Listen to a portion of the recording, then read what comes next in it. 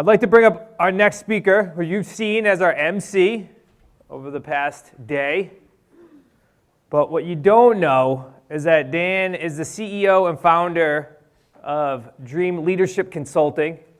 He's worked with hundreds of million-dollar CEOs, helped them build the business of their dreams through strategy, through culture, through leadership.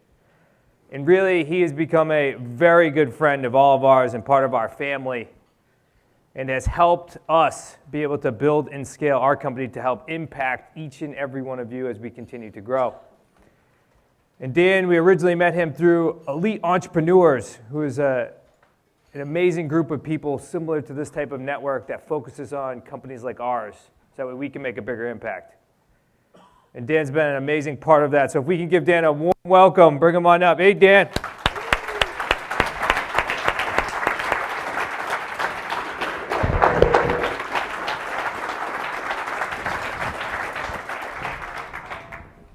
Here, you hold this for a minute. I'm not going to talk to you, don't worry, just set it on the table. Honestly, I edited dramatically what I was going to say today because of who I met last night and yesterday.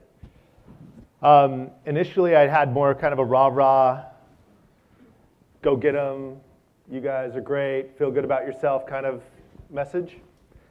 I've edited that to something a little bit more practical and hands-on. Can we do that? Yep. You're like, I already know I'm great. I don't need you to tell me. Oh, well, maybe one more time. Just tell me one more time. So here's what I'd like you to do. If you'd pull out a piece of paper and a pencil, a pen, something to write with. I'd avoid anything digital just because the digital minions will find you if you open it, right? Like all of the email and text can show up. If you don't have something, raise your hand. This is actually going to be important. Like we literally are workshopping. So if you don't have a pen or a paper or something, just raise your hand. We have a team that will help you make that happen, okay? Let me just really briefly explain to you my experience that will give you some context about what the work that we're going to do today. So I was a school teacher, and then all of a sudden I ended up at this company where they were teaching and working with small businesses. And so we worked with thousands of small businesses across the country. We were, the company was called Infusionsoft. It's now called Keep. I was on their business development team. What would happen is we had this really great software. That software was helping the sales. It was an all-in-one sales and marketing software for small business. That software was helping our small businesses, but we had this company that was being operated in a really cool way. And you know your company's really cool when two things happen. Ready? Thing number one, your business is really cool when you're growing fast. And we were on Inc. 500, 5000s lists year after year. But you're really especially cool when your business is ranked on the great places to work list. Okay? So when both of those things are true, those are the kinds of companies I admire. It means that all of the staff in the building goes, I love being here. And also, by the way, we're winning. And companies can get one of two right. Honestly, they usually go hand in hand, if I'm being honest. Would you agree? Like usually those two things go hand in hand. When people love being in the room, usually we succeed more. It's silly that has to be taught, right? Like, oh, people like working and they work better. It's like, duh. But at high school and junior highs have taught us anything, we don't believe that because we make people miserable and we expect them to work hard and it's really confusing. Moral of the story is, we were doing a really good job running the business. All these small businesses were coming to us and they were saying, hey, Dan, they weren't asking me, honestly, I wasn't that cool, but they're asking our CEO, hey, CEO, how do you do it? How do you run your company in a way where there's this cool vibe in the building, you're growing really fast? And we started to design systems and things that we could share with small businesses. We were pretty small at the time. I mean, we were pretty small, 26 million or something, right? We weren't like ginormous, but we were getting there. And we designed some systems that I want to share with you today. Now, remind me again, how many of you are CEOs, own your own thing, do your own thing? And how many of you are W-2? All right, keep your hands up. Stand up if you're W-2. We just want to make fun of you even more. So if you're W-2, I forgot my sword. Maybe I should do it with a microphone. I W CEOs. as of right this moment, you are now a CEO of your company. Does that make sense? Like, by the way, a CEO is the easiest thing in the world to be. You have to fill out a little paperwork with the government, and all of a sudden, you're the founder CEO of something enterprises, right? Does that make sense? And the reason I say that is that results will usually track mindset by about 12 months. So if you today go, I'm a CEO, I own my own thing. When people ask you, so what do you do? I'm the CEO of a small real estate firm. Oh, really? Oh, yeah, I'm the CEO of a small real estate firm. Oh, tell me about it. What's its name? Its name. It's got to have a name, right? And you'll make up some name, right? And it will be dumb, and you'll change it later, but you will be the CEO. And so if you're, does that make sense? So today I'm going to treat you like CEOs. I'm going to walk through some of the work that we do with CEOs that I did with Chris and team a while ago. And we're going to start the work of building this company today. Ready? Is that exciting? Yeah. All right. Sorry. All right, so thing one. So yesterday, Brian made a really, well, there he is. Brian made a really great, it gave you a really great insight that we usually start CEOs with, which is he said, I found my why. I found the reason why I'm doing this. Okay? So thing number one I want you to write down on your paper is I want you to write the word why. Why? Why does this company that we just started, that was pretty cool. We started 50 companies all at once. Why does this company that you just started matter? Why does it exist? Why does this work a worthy cause? Now, usually the reason is something you would punch someone in the face over. Right, Brian? You would punch someone over the face over your son. Right? It's something that inside you stirs you. Why? Why does this matter?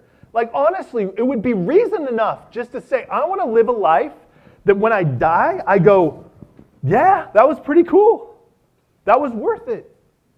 Even if it wasn't successful, at least I failed while daring greatly. At least I gave it a go, right? I didn't hide out in some house somewhere. So whatever your why is, I want you to start, I'm going to give you a minute. I want you to start thinking about it. I want you to write it down. Why does what you do matter? Is it your family? Is it freedom? Is it, I don't know. Now, if there's someone in the audience or someone in our group that goes, I don't know why. That's where you begin. We got to start there. And eventually, you'll want to craft a why as a CEO that matters not only to you, but to the people you'll enroll in your why. You'll hire a VA and you'll say, listen, the reason why we do what we do. Does anyone know what Wicked Smart's purpose is? We call it a purpose statement. Does anyone know what theirs is? Helping people change their lives. Helping people change their lives, essentially, right? Helping individuals and families create the life of their dreams. I barely know them, and I know it because they live it. Isn't that cool? Can't you get behind that? Where you're like Chris is like, listen, you guys, follow me. And you're like, where are we going? We're going to go help some individuals and families live the life of their dreams. Who's with me? And you go, I'm a CEO, and I'm even in, right? That make sense? So that's their why. They've created a why that's big enough, a big enough umbrella that everyone can come in and be a part of this movement, be part of what we're doing. And so all we need your why to do today is to be enough to get you out of bed in the morning, walk you over to a telephone, and call a stranger who's trying to sell a house. But it's got to be at least that big. And by the way, the bigger your why, the bigger your growth of your company can be. If you have a little $50,000 why, that's cool, that's cute. It's like, nice little why, good for you. A little $50,000 why, it's so cute. But when your why gets bigger, and you heard Brian, he's like got emotional about it. He's like, I wouldn't ever hear that from my son again. How big's that why? Right now, it's about $1 million why. It'll get bigger. Does that make sense? Yeah. And the why, the reason, I'll connect it back to what I talked about earlier, the why is where we connect with purpose. The why is where we connect with commitment. That's what generates all the power. Like, if you don't have a great why as a CEO of your company, you're running on one cylinder. Like, you're not hitting fully if you're not waking up in the morning and operating with that power in your lungs. If you're not waking up and you're just going, listen, let me tell you about why we're doing what we're doing, and it matters. And you can't pound your fist on the table about why you're doing what you're doing. I don't care what company you're running, what company you're owning. If you can't pound your fist about something because it matters to you personally, it's in your DNA, it's in your DNA. My kids think it's funny. Anyway, right? If it's not in you, then you don't have the power necessary, the gasoline required to take this journey. And so that's where we begin. I'm going to count down 60 seconds if you haven't written it down yet. And I'm going to give you 60 seconds to write it down. I have a clock back here. Ready, set, go. We're writing down why. Write it down. Write it. Write it down. Words have power, and eventually you'll want words that you memorize, recite, and are in you. But for now, we're just going to write down some semblance of why. And then in a minute, 35 seconds actually, I'm going to invite some of you to share your why. That gets a little scarier. Okay?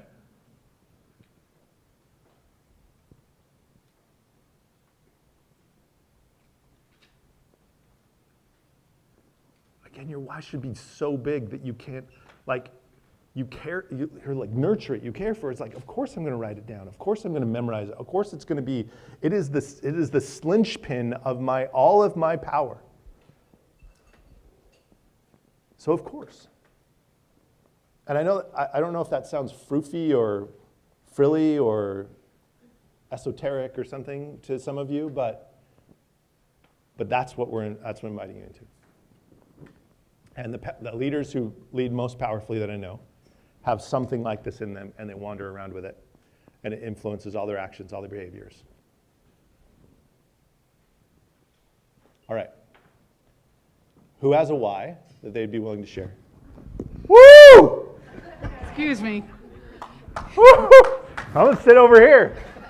As a matter of fact, my why is to make a difference in life. The biggest difference to anybody, to everybody, to sponsoring seniors. I set up an organization, to everything. And when it comes down to it, I talked to Chris last night and I said, want to know the difference I want to make to this place next time we have this little organization is to have more women, and it doesn't have to be me, but to have more women step up and share. I love it. I love it. Give her a round of applause. And I love her purpose. How many people could be on that train where you're like, yeah, let's do it. Let's go make a difference in people's lives. Let's invite more women into this stinky place. I'm just kidding. Right? Let's have this be more change makers, and I want a lot of them to be women. And by the way, look out, guys, when they show up, they're going to win, right? All right. Who else has a why they're willing to share? Yeah. Good morning. So my why is absolutely to help single moms know that it doesn't matter what or where you come from, that you can go from little to a whole lot when you decide to move your feet and take action and begin to believe in yourself and surround yourself with other people, whether you're lonely or not. That is my why. Woo!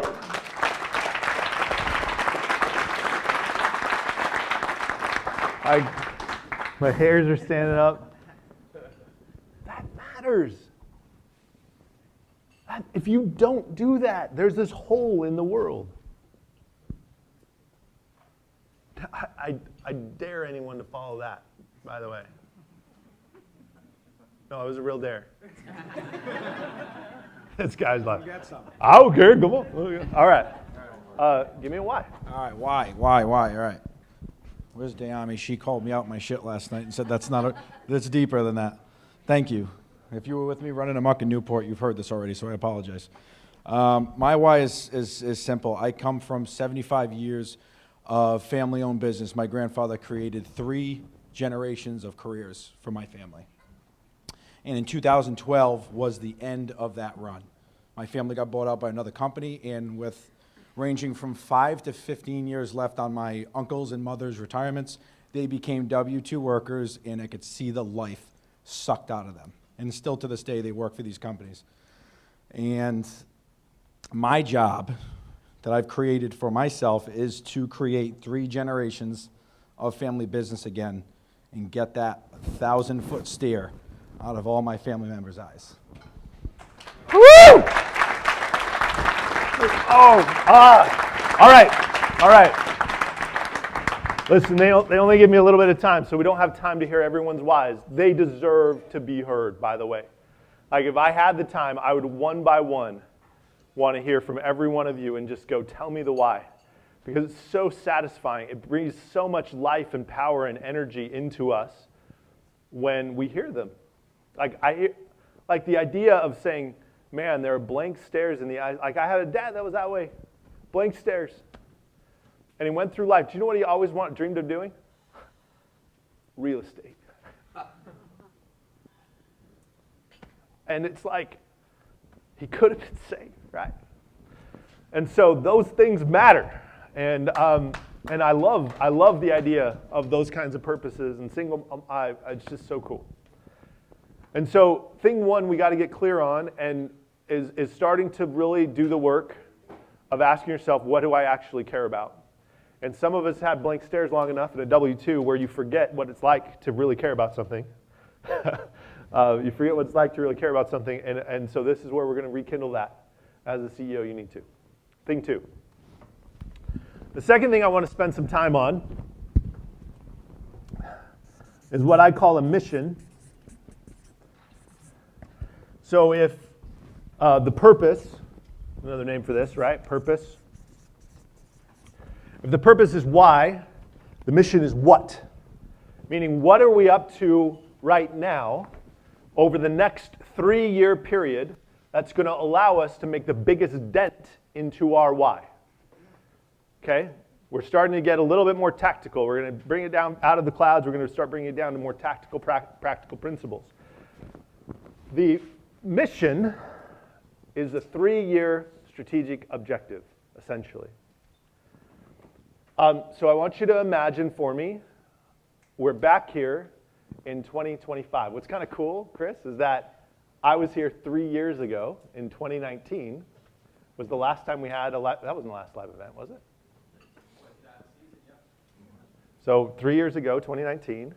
Who was I chatting with yesterday? It was just on the fringes. It's now in the middle.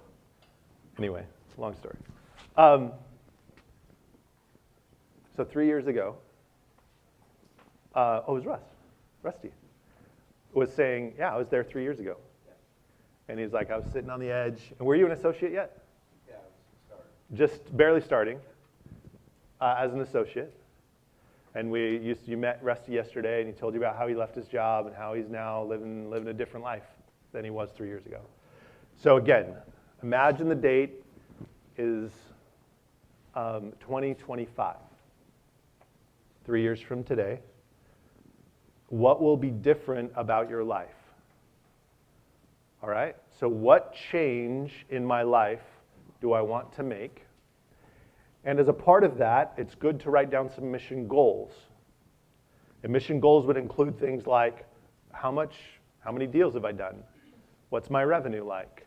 How many, like, who was I chatting with yesterday? My wife has quit her job. I've quit my job. I do real estate full time. I have a team of 3 people. Are you catching the vision of what we're writing right now? I want you to write down, what's the mission? What are some things you want different in 3 years? Essentially, what are the goals 3 years from now? Ready, set, write.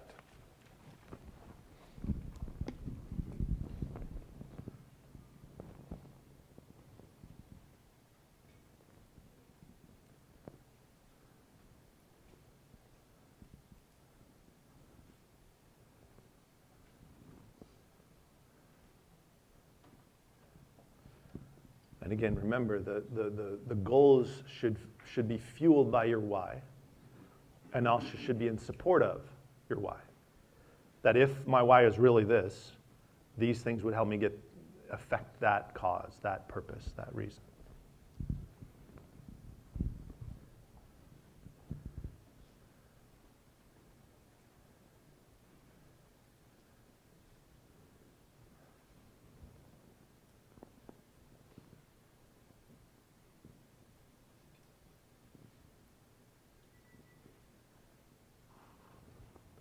Part of the work of leadership is going from hazy to clear, from a fuzzy future to a crystal clear future of what we're trying to build and create. This is the kind of work you do when you're trying to lead your life instead of let your life lead you.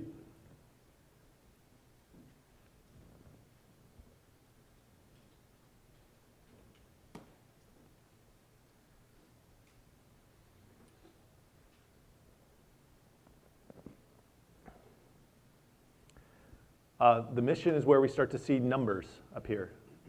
So if you haven't written down some numbers yet, let's write down some numbers. Number of deals, like in a company would be top line revenue, bottom line profit. We talk about number of customers. Those kinds of numbers would start to pop up here. Number of team members. And you're baby CEOs, some of you. And so it might just be top line, bottom line. I'd make $250,000 this year, and we'd have a $200,000 of that would be profit. That's the cool part about this business, by the way. It's like such a margin rich. You're not selling spoons, man. Sometimes I'm like jealous of your guys' margins. It's like silly. Okay? All right, is anyone willing to share their mission? Just to give everyone else an idea of maybe what it might look like. Yeah, in the back. Let's go. Let's go back here. All right, stand up. Share your name. And what's so fun is come back 3 years from now, because we're going to have a bunch of people here 3 years from now. We'll all be hanging out just like these guys, like Rusty was 3 years ago. He came back. And we're going to see these things get fulfilled. All right, take it away. All right, I want to make sure the camera's got my shirt. Now, my mission is to use real estate and networking to empower average people across the country to believe they can do better financially. And I put some numbers in there. Yeah. Helping to alleviate 100% of the poverty, 100% of the crime, and 100% of the hatred due to the lack of finances. Now, come behind that. Oh, all right, if you will. Wait. You're not done yet. I'm going to pick on you a little bit.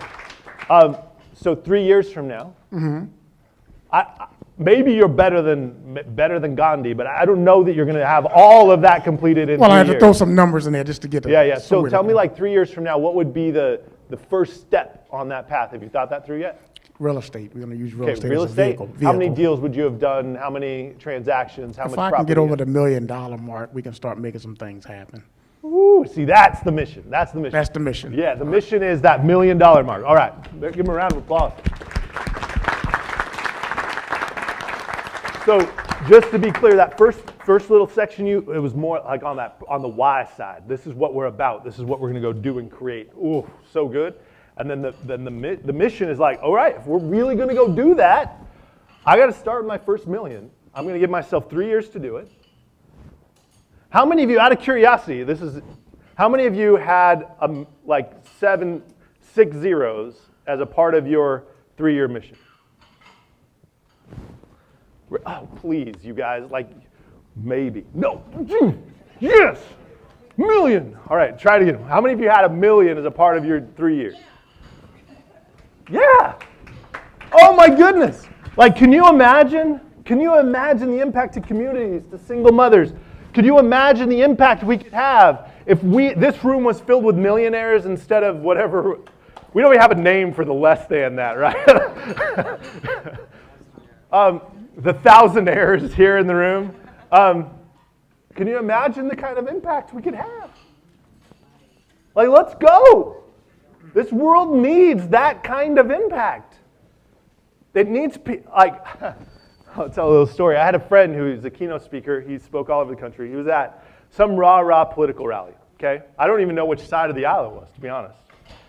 And he walked up to the front of the room, and they were just like, every other word. Have you been at these? Hopefully not. I've been at these things where it's like, every other word's like, ah! Like they're just in a fervor. And he gets up at the beginning, very beginning, he opens it up, and he goes, there are 2 kinds of people in this world. Ah! There are evil people. Ah! And stupid people. Yeah. And he said, which one are you?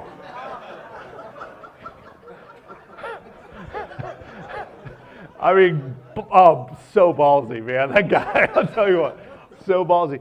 And the little lady in the front just goes, are we the stupid ones? The reason I bring that up is that I want there to be good people and smart people. And the people that I've met here are good people. But sometimes we're good but not smart, meaning we're not as strategic, we're not as committed, we're not as careful, we're not as strategic as we need to be to let all that goodness come to bear on the world.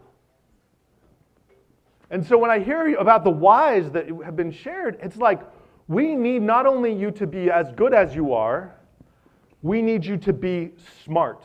And by the way, I would add, and rich.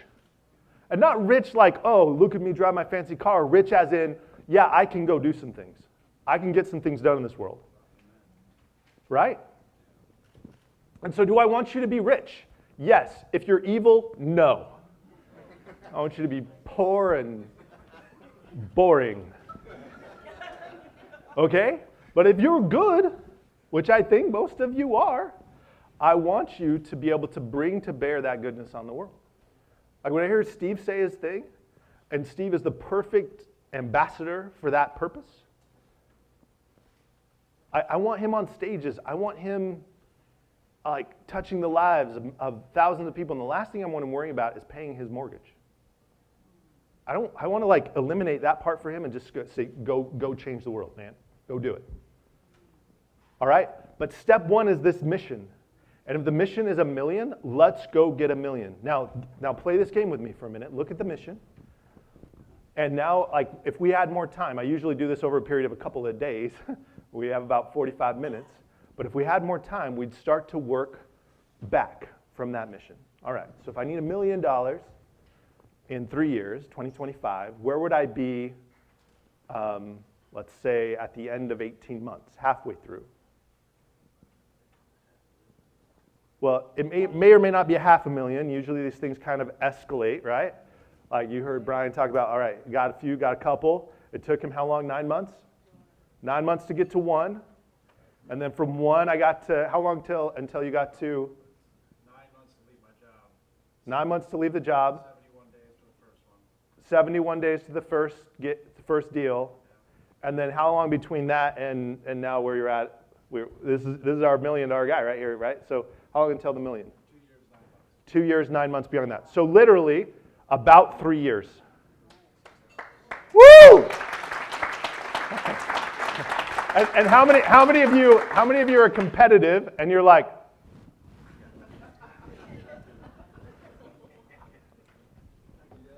I'll do that in 2. I hope so. I hope so. Okay? So again, the reason I bring this up now, if you're a CEO of a company, you need to know where you're going. And you need to be crystal clear on 3 years. Because if you don't get crystal clear in 3 years, you can't make powerful decisions today. Because today you make decisions, and those decisions, like I heard one person say about a billionaire, I won't say who, they said they are very impatient with the big things. I'll stay working on the $1 million for years if I need to.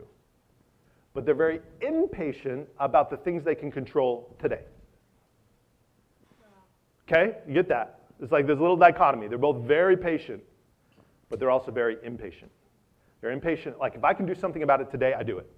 And I'm like frustrated if it doesn't get done faster. And yet they're willing to sit back and just watch it build. Chris keeps talking about stacking. It's like, I'm very patient. I know I'll have to get this piece, and then this piece, and then this piece, and then this piece, and then this piece. It'll take me 9 months, no problem. I'll wait, and then it'll take a few more. But as far as the individual stacks, I'm very impatient. Let's get it done today. Brian's like, let me get, like last time he was chatting, he's like, every moment I had, I was listening to scripts, every moment. I would get up in the morning, I'd brush my teeth to scripts. It was like on rhythm with Chris's voice. That makes sense? He was very impatient about that. But he was also very patient. He's like, yeah, this is going to take a while, and I'm okay with that. See that dichotomy? Okay, I got to keep going. Part 3. The third thing I need you to pay attention to is what I call your strategic issues. Strategic issues are framed in this way. Part 1 is, how do I, and part 2 is given. How do I X given Y? How do I X given Y? X being the goal, the strategic goal you're chasing.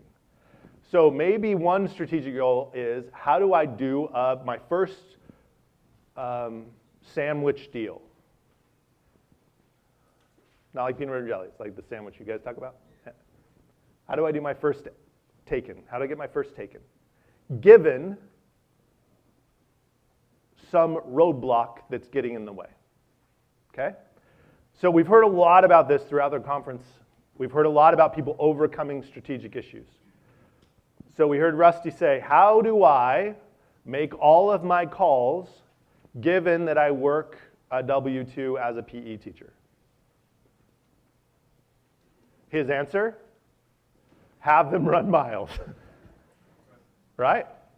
So I want you to start making a list of some of the strategic issues that will get in your way between here and the mission.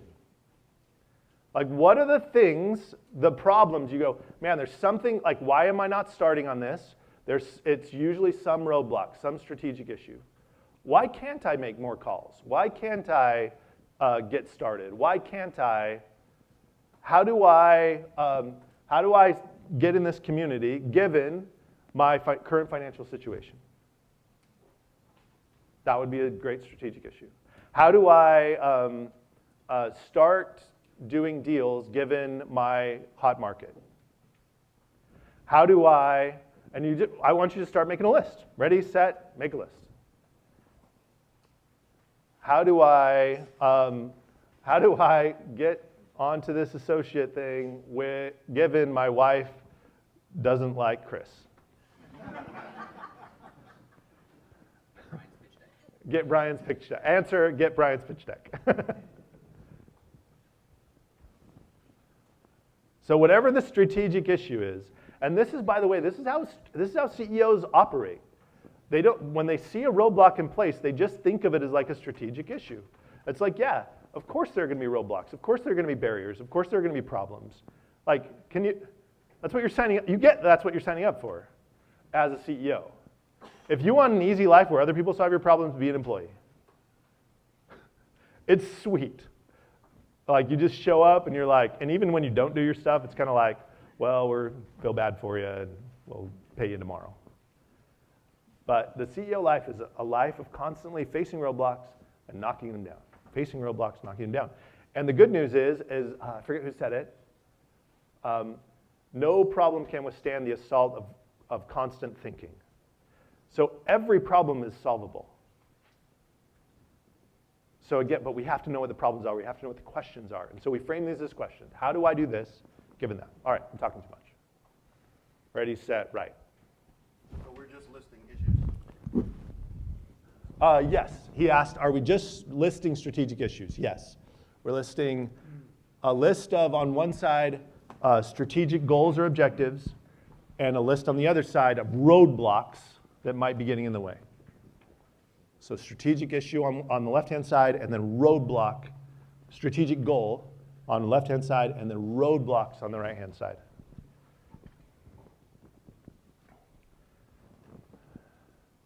And again, I wish we had like 3 hours. It would be a worthy endeavor for you to slow down this process and just dig in for an hour or two and just go, what are all the roadblocks? What are all the roadblocks?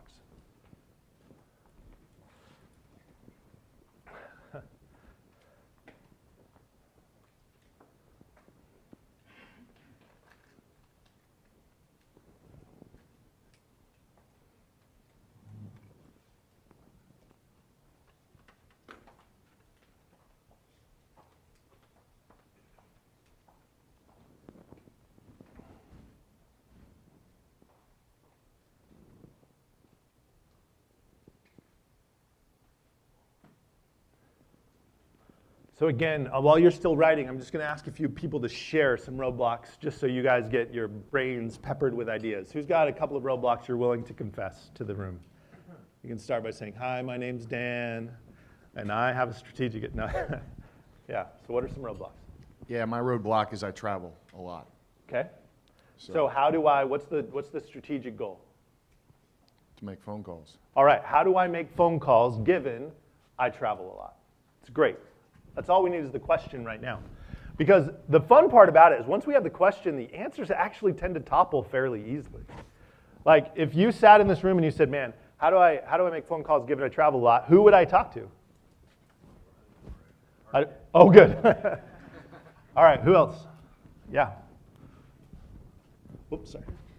How do I find deals in a new, unfamiliar area? All right. How do I do deals given I'm in a brand new area? We can help with that too. What else?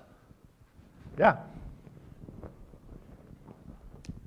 How do I make time for calls, given that I am in meetings at the hospital 6:30 a.m. to 6 p.m.? Beautiful. You heard about that yesterday, like where people were like, family emergency, I got to go get my car and make some phone calls real quick. Phone call.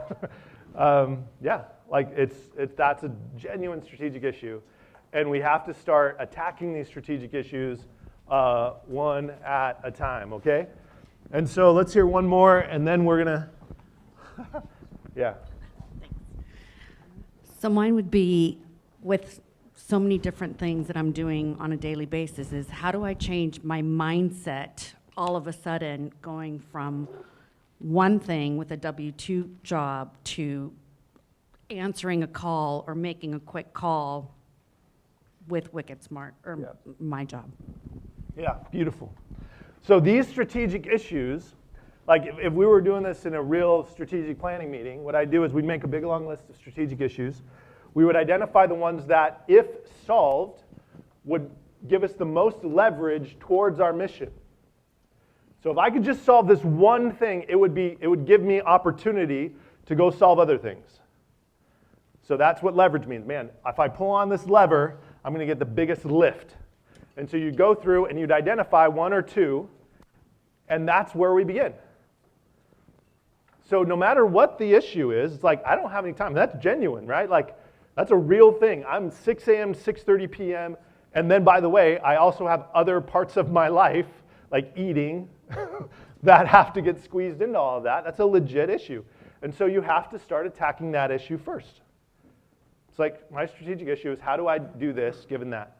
And that becomes your first priority, is to attack that one issue, that one strategic issue. And no matter how big a company you grow, the process is the same.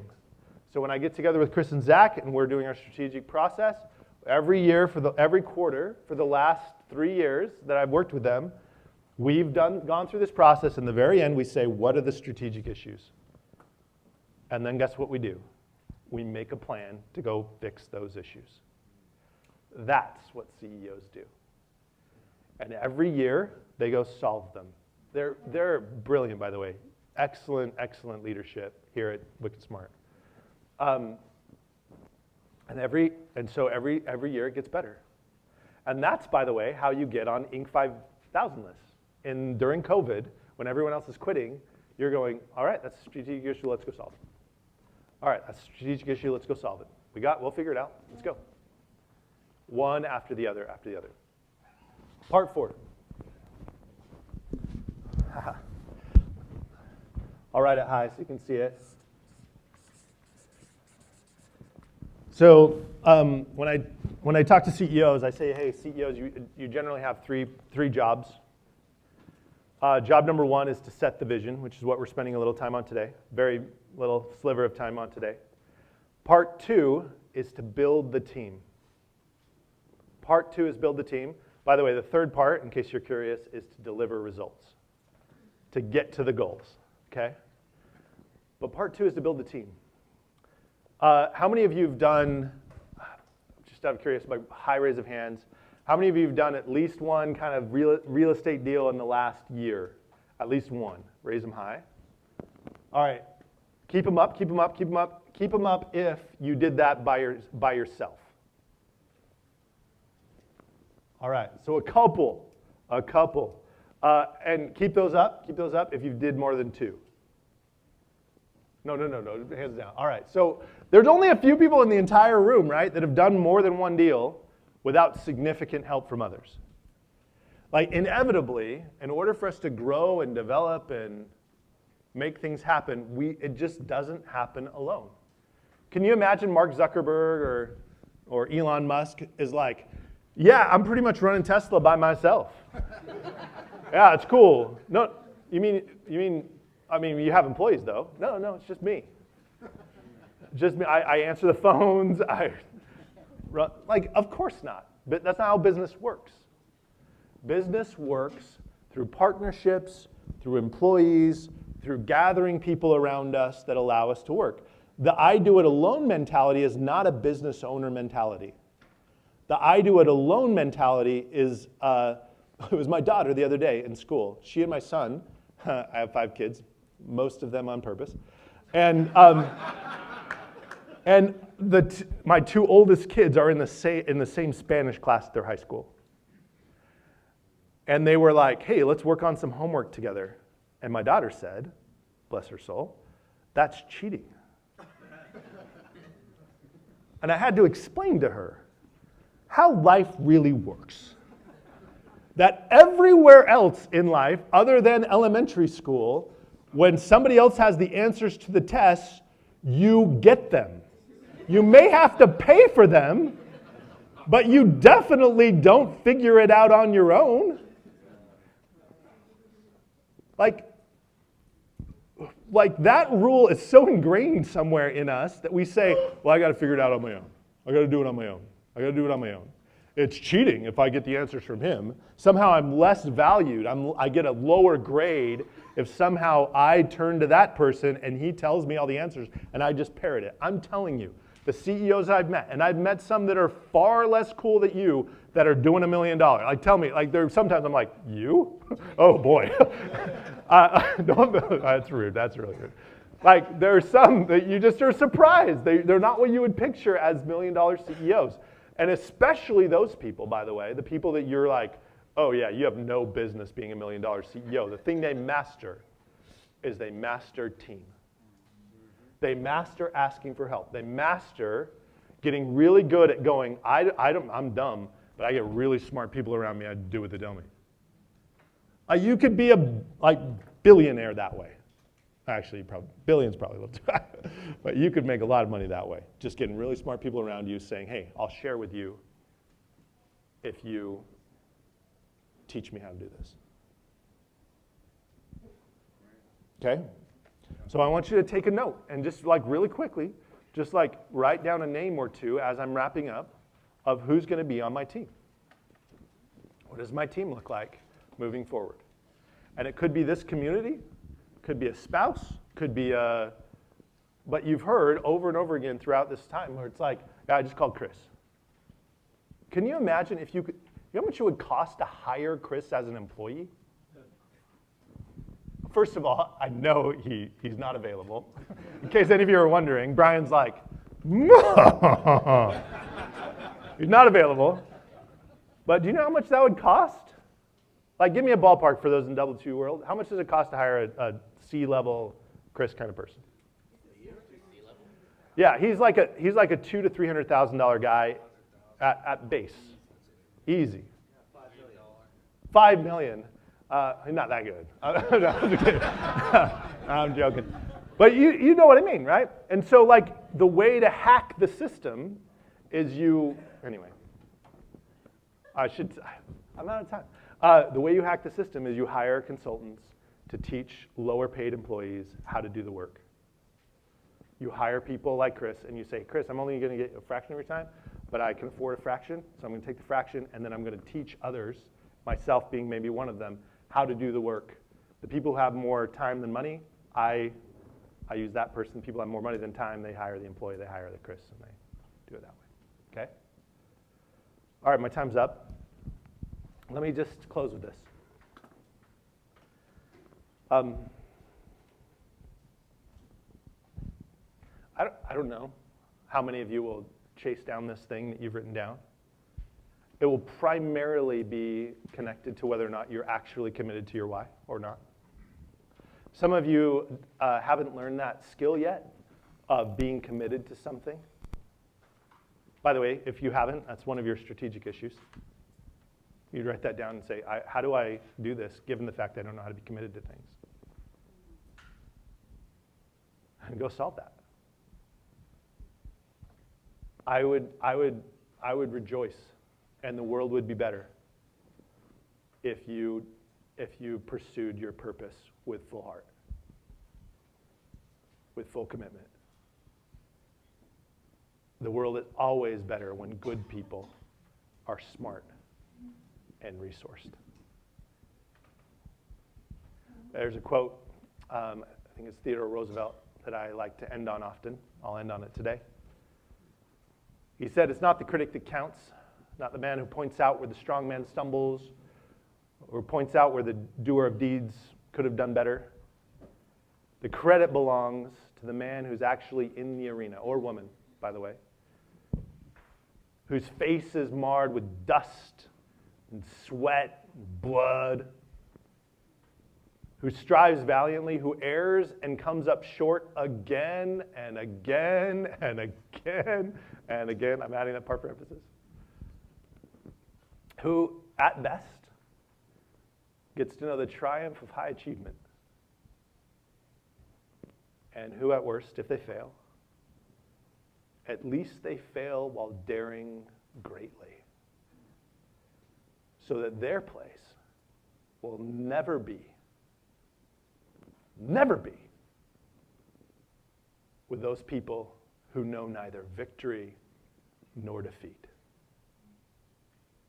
That they'll never be with those cold and timid souls who know neither victory nor defeat. Thank you, guys.